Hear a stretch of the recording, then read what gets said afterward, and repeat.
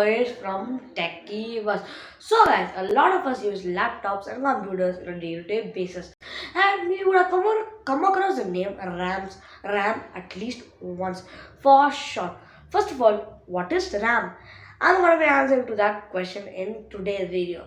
So without further ado, let's hop in. Actually, I have divided this video into four parts. First, I will be giving the answer to the question what is RAM. Second, I'll be talking about what does RAM exactly do in our computers. And after that, I'll be talking about the types of RAM. And at last, I'll be telling what gigabytes of RAM you need to if you are if you are a particular type of user. So let's go. What is RAM? RAM stands for Random Access Memory. RAM is a computer's short-term memory which it uses to handle all the active tasks and apps. None of our apps, games, streams would work without RAM. Yeah, that's how important it is. What does RAM exactly do in our computers? RAM is almost always being actively used in your computer.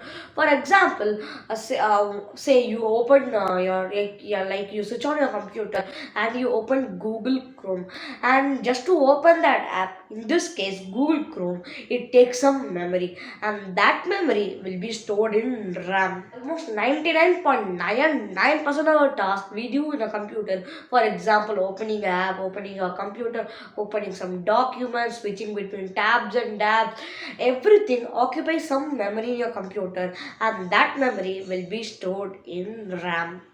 Here, let me give a clear example, guys.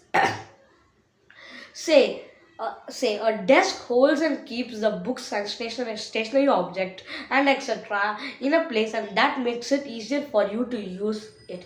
In the same way, RAM holds and keeps the apps, tasks you do, and that makes you to use it.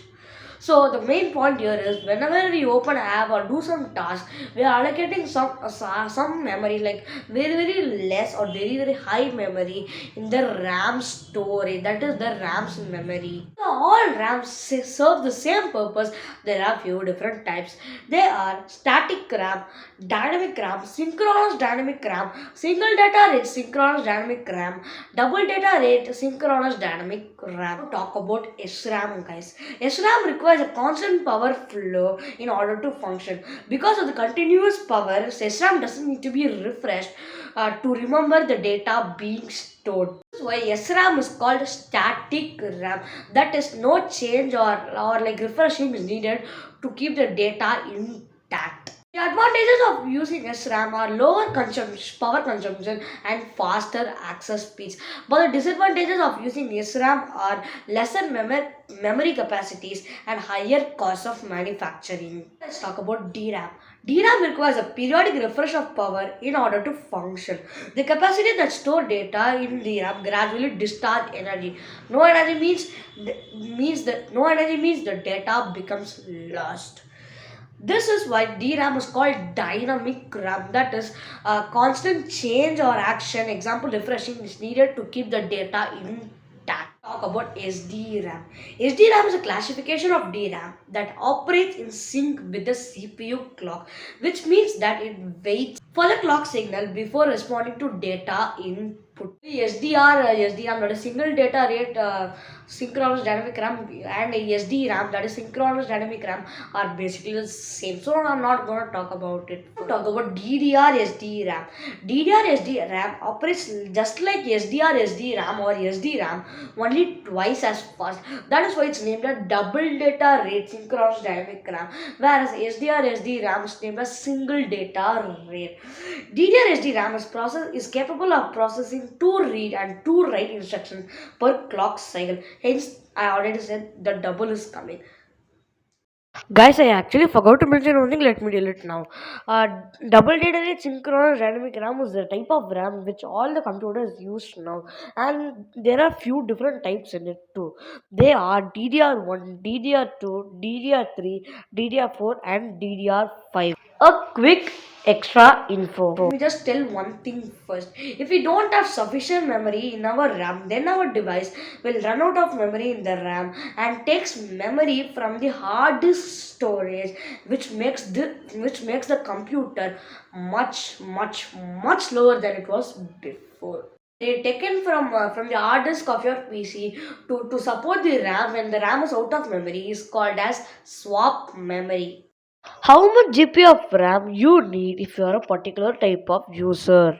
So, if you are a casual user and who doesn't use their PC like very much or just use it for casual stuff like browsing, typing Word documents, doing some spreadsheet works, very light school projects, and if you are the one who do the works which a very normal user would do, then 4 GB of RAM is enough for you. 6 GB is recommended, but 4 GB is very much enough for you if you are a medium to high user. That is the one who also uses their computer for light video and photo editing, programming and architectural work, college works, low to medium gaming, and light multitasking.